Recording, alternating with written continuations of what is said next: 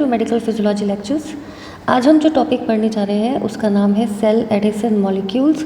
और ये ध्यान रखिए, इस पे बहुत सारी बार MCQ question MBBS first year, MBBS final year या नीट पीजी में भी पूछे जाते हैं। तो बहुत इंपॉर्टेंट है आपके इसकी कंसेप्ट क्लियर होना। तो सेल एडहेशन मॉलिक्यूल्स क्या होते हैं? तो बेसिकली जो सेल्स होती हैं, these are attach to basal lamina and each other by these cell adhesion molecules. तो जो सेल्स होती हैं वो अटैच होती हैं बेसल लमाइना पे। तो ये बेसल लमाइना बेसिकली क्या होता है? It is a layer. ये लेयर होती है एक्स्ट्रा सेलुलर मैट्रिक्स की, ठीक है। एक्स्ट्रा सेलुलर मैट्रिक्स की लेयर होती है।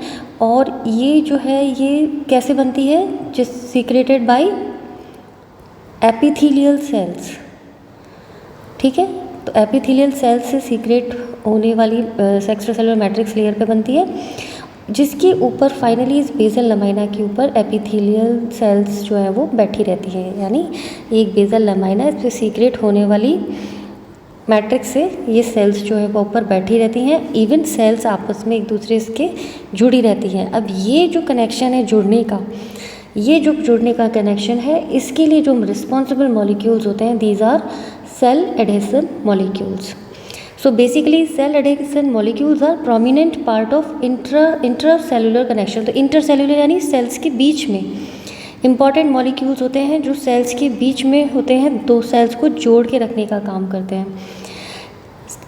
Cell adhesion molecules structural and signalling functions के बारे में अगर हम पढ़ें तो क्या होता है इसमें importantly, these are important in embryonic development, सबसे इम्पॉर्टेंट चीज़। दूसरा, formation of nervous system and other tissues, क्योंकि सेल को एक तरीके से होल्ड करके रखना काम करता है। In holding tissue together in adults, in inflammation, wound healing and in metastasis of tumours. तो इन सारे इंपॉर्टेंट फंक्शंस में सेल एडिशन मॉलिक्यूल का बहुत इंपॉर्टेंट रोल होता है। तो यूजुअली जो सेल्स हैं वो अटैच होती हैं बेसल लमाइना से या दूसरी सेल से। उसके लिए कौन से मॉलिक्यूल्स रिस्पॉन्सिबल होते हैं? They are known as cell adhesion molecules. अब जब हमें ये चीज़ समझ में आ गई तो हमें ये मालूम होना चाहिए कि जो सेल एडिशन मॉलिक्यूल्स हैं वो किस किस तरह कहाँ पे हो सकते हैं। तो उसमें से देखा जाता है बहुत सारे जो सेल एडिशन मॉलिक्यूल्स हैं pass through the cell membrane and are anchored to cytoskeleton inside the cell. और साइटोस्केलेटन जो है, जो साइटोस्केलेटन बनता है सेल का, साइटोस्केलेटन किससे बनता है? माइक्रोट्यूब्यूल्स, माइक्रोफिलामेंट्स और इंटरमीडिएट फिलामेंट्स। तो इनसे मिलकर सेल का साइटोस्केलेटन बनता है। और ये जो सेल एडिशन मॉलिक्यूल्स होते हैं ये सेल मेम्ब्रेन को पास करके अंदर चले जाते हैं और इस साइटोस्केलेटन के साथ एनकॉर्ड हो जाते हैं, जुड़ जाते हैं। और साइटोस्केलेटन के फाइनली उसके फॉर्मेशन में उसको उसी पोजीशन में रखने में हेल्पफुल होते हैं, ठीक है। क्योंकि इनका काम सेल बाइंडिंग, सेल को आपस में साथ रखने का होता है। जबकि इनमें से कुछ binds to molecules on the other sales, और कुछ जो है वो अदर सेल्स से बाइंड करते हैं, कुछ नॉन सेल्फ मॉलिक्यूल्स से बाइंड करते हैं। तो जो अदर सेल से बाइंड करते हैं तो उस तरीके की बाइंडिंग को बोलते हैं होमोफिलिक बाइंडिंग। और वो सेल एडिशन मॉलिक्यूल जो नॉन सेल्फ मॉलिक्यूल्स यानी खुद के सब मॉलिक्यूल्स को अलावा दूसरे से बाइंड करते हैं उसे बोलते हैं हेट्रोफिलिक बाइंडिंग। ये दोनों एमसीक्यू क्वेश्चन में आते हैं, यहाँ कंफ्यूज ना हो कि जब अदर सेल्स से molecules, some binds to molecules on other cells, ठीक है, दूसरी सेल पे कोई मॉलिक्यूल है वहाँ से जब ये CAMS बाइंड करता है तब तो ये होमोफिलिक है, ठीक है। लेकिन नॉन सेल्फ मॉलिक्यूल से जब बाइंड करता है तो ये हेट्रोफिलिक है। कुछ जो है बहुत सारे सेल एडिशन मॉलिक्यूल्स बाइंड करते हैं लैमिनिन्स से एक्स्ट्रा सेलुलर मैट्रिक्स में। लैमिनिन्स क्या होते हैं? तो laminins are the family of large cross shaped molecules with multiple receptor domains.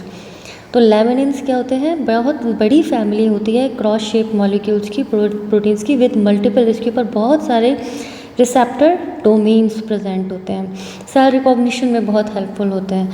तो ये सारे इंपॉर्टेंट फीचर्स होते हैं सेल एडिशन मॉलिक्यूल्स के, कहाँ ये कैसे प्रेजेंट हो सकते हैं।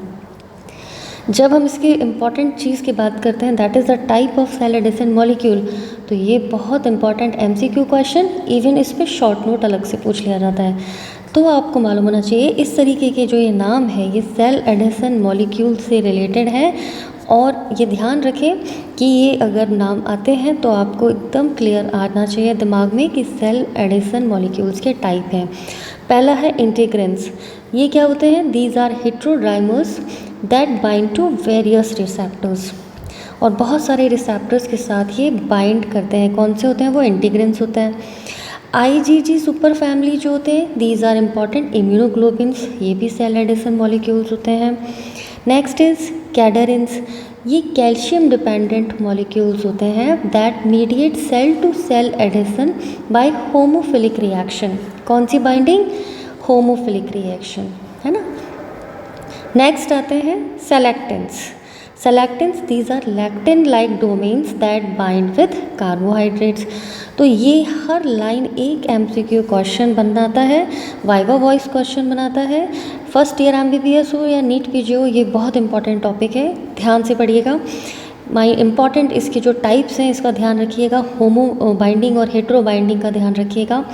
सो आई होप कि चैप्टर आपको अच्छे से समझ में आया होगा और आप इससे रिलेटेड MCQs क्वेश्चन के आंसर्स बहुत अच्छे से दे पाएंगे। तो अगर आपको चैप्टर अच्छा लगा, समझ में आया, so please like and subscribe my channel. Wish you all the best, good luck to you. मेरे नोट्स टेलीग्राम लिंक पे अवेलेबल हैं, आप ज्वाइन कर सकते हैं। Thank you.